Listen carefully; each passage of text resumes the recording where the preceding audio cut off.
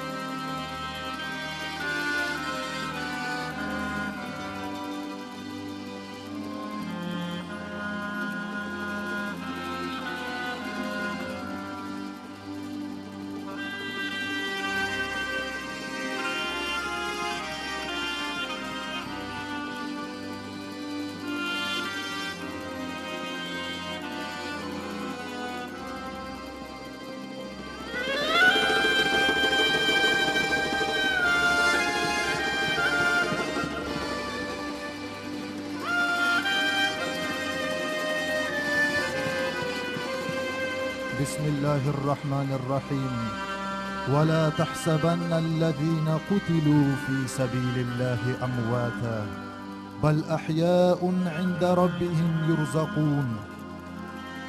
Павших на пути Аллаха не считайте мертвыми. Они живы и получают удел у Господа своего. Посвящается шахидам, павшим в боях за Ахульго.